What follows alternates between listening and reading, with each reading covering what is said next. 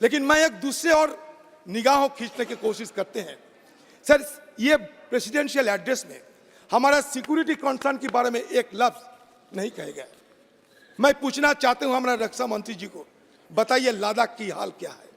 आपने कहा था कि स्टेटस को एंटी को रेस्टोर करेंगे, यथास्थिति को बहाल करेंगे।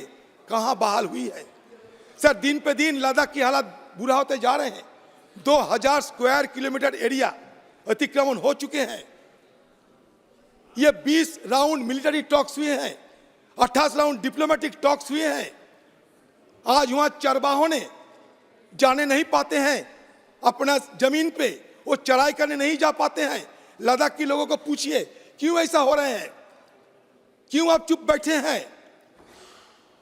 अरुणाचल से लेकर लद्दाख तक हाल दिन पे दिन बुरा होते जा रहे हैं। जब गलवान घाटी में इस तरह की घटना घटी, जहां हमारा 20 जवानों को शहादत देने पड़ी, आपने कह दिया, सर्टिफिकेट दे दिया, कोई नहीं घुसा, कोई घुसा हुआ नहीं है। इसमें सबसे बड़ा अगर हिम्मत किसी को मिली है तो चाइना को मिले। आप देखिए, आपकी जमाने के पूरे 2014 से लेकर आज तक एक के बाद एक चाइना पॉलिसी में आप फेलियर और फेलियर अब दर्शाते हैं। 2014 में देखो, 2017 में देखो, 2019 में देखो, 2022 में देखो, कभी डोकलाम, कभी लद्दाख, कभी अरुणाचल, एक के बाद एक देखते जाइए। हमारे फॉरेन पॉलिसी में और सिक्योरिटी हालात दिन पे दिन बदतर होते जा रहे हैं। आपको ये नहीं सोच आ रहे हैं? आज मालदीव में क्या हो रहे हैं? अब मालदीव में क्या हो रहे हैं? इंडिया आउट नारा लगाते हुए एक चुनाव होते हैं, और आपका अजीत डोभाल कहां थे उस समय 1966 में?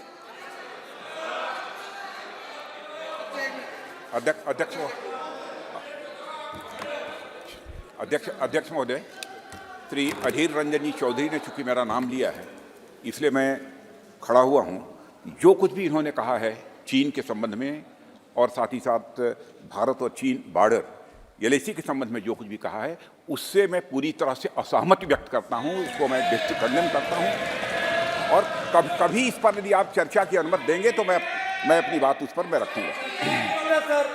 चीन पे चर्चा नहीं होते, चीन पे सवाल नहीं लेते सर। सर, मैंने आपसे इजाजत लिया था सर, मैंने आपसे इजाजत लिया था कि मैं सिर्फ पॉलिसी में बात करूंगा सर, और कुछ नहीं। राजनाथ सिंह जी, पिछले कई सालों से बार बार हम लोग गुहार लगाते आते हैं कि चाइना के बारे में चर्चा हो, चर्चा हो, चर्चा हो।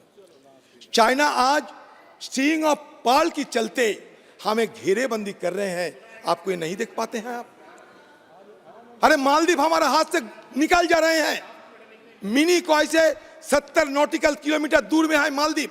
आपको 8 डिग्री चैनल की पता है? 8 डिग्री चैनल मिनी कॉय से मालदीव के अंदर चलते हैं। लाक्षाद्वीप से मिनी कॉय के अंदर 9 डिग्री चैनल, और मिनी कॉय से मालदीव 8 डिग्री चैनल। भूगोल आप देख लीजिए। हमारे लाइन, हमारे सी लेन ऑफ कम्युनिकेशन जिसको कहता है स्लॉक, एक तरफ हरमुज, एक तरफ मलक्का, अरे एक तरफ हरमुज, एक तरफ मलक्का। अध्यक्ष महोदय, मैं gulf of Aden. Please please please please please अध्यक्ष महोदय, मैं इस सदन को आश्वस्त करना चाहता हूं कि भारत अब यह कमजोर भारत नहीं रहा है। भारत अब यह ताकतवर भारत बन गया है। भारत की तरफ यदि कोई भी आंख उठाकर देखने की जरूरत करेगा तो भारत उसका मुंहतोड़ जवाब देने की हैसियत रखता है और ताकत रखता है। इतना ही मैं कहना चाहूँगा। और अनावश्यक अपने देश को इस पार्लियामेंट के फोरम पर बदनाम नहीं किया जाना चाहिए। अधीर रंजन जी चौधरी, कभी कभी कभी कभी कभी चर्चा करनी होगी तो हम आपसे चर्चा कर लेंगे। मैं कोई मानगढ़ंत बात नहीं करते। राजनाथ सिंह जी, भरोसा रखो, मैं भी एक शेयर होल्डर हूं इस सरकार की, देश की।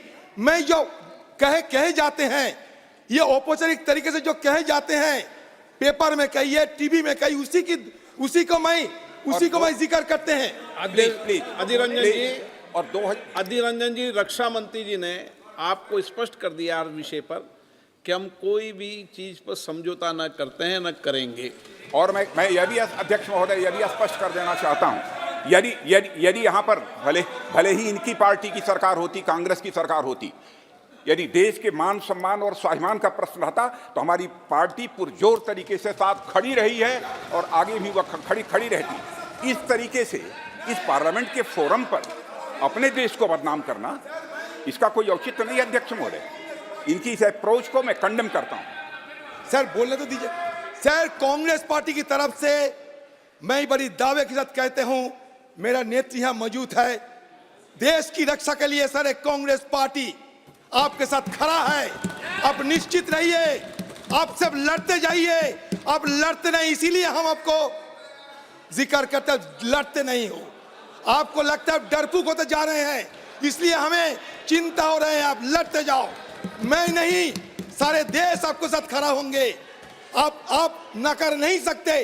आज मालदीव में चाइना रिसर्च शिप पहुंचा है, आज मालदीव में।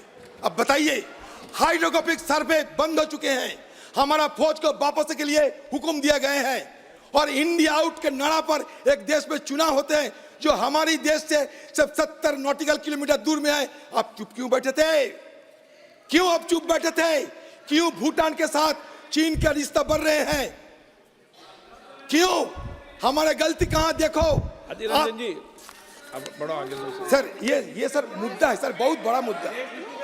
सर देखिए, 1966 में मालदीव के साथ हमारा संपर्क बने थे। आपको याद दिला दे, राजीव गांधी के जमाने में 1988 में ऑपरेशन कैक्टस हम लोग किए थे मालदीव को उद्धार करने के लिए। उस समय आतंकवादी ने मालदीव को कब्जा कर लिया था।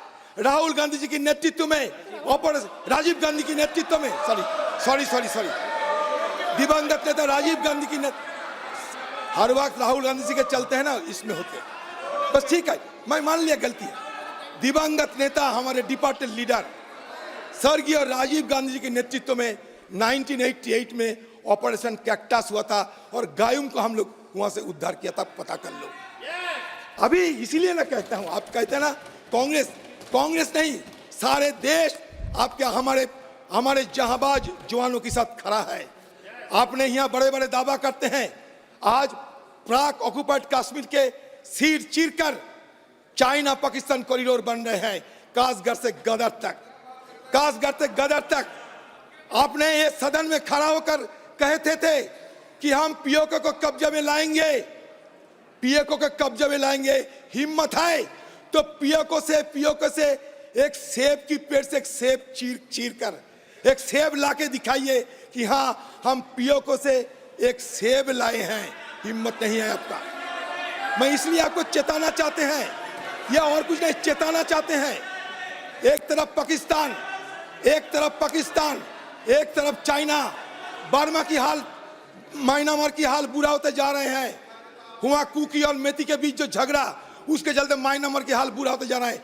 म्यांमार में चीन अपना पोर्ट बना रहे हैं, श्रीलंका में हम मनतोता पोर्ट बना रहे हैं, ईस्ट अफ्रीका में जिबोती पोर्ट बना रहे हैं।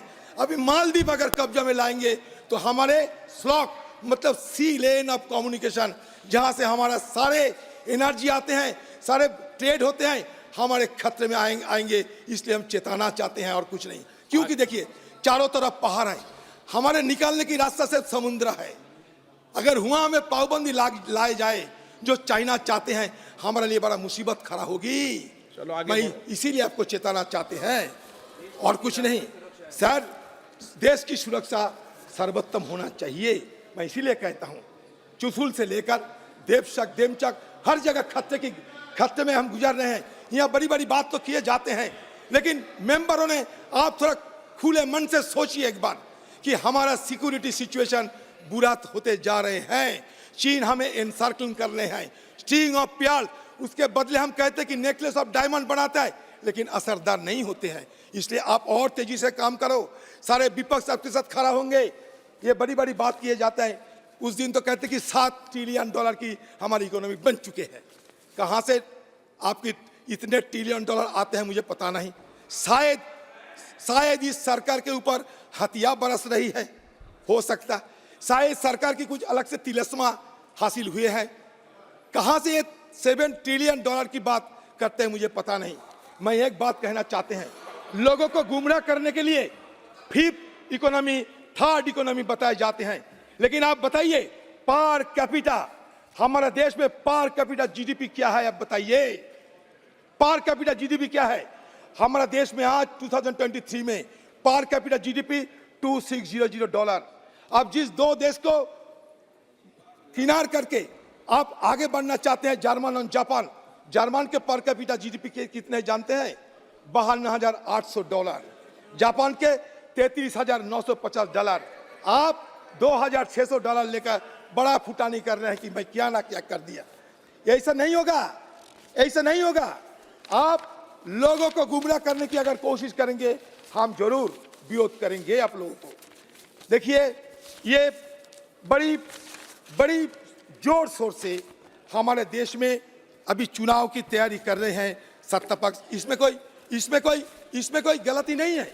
देखिए, मैं याद दिलाना चाहता हूं सारे हिंदुस्तान के लोगों को, 2014 साल में चुनाव हुआ था। उस समय लोगों को बरगलाने के लिए ये कहे गए थे कि अच्छा दिन लाएंगे।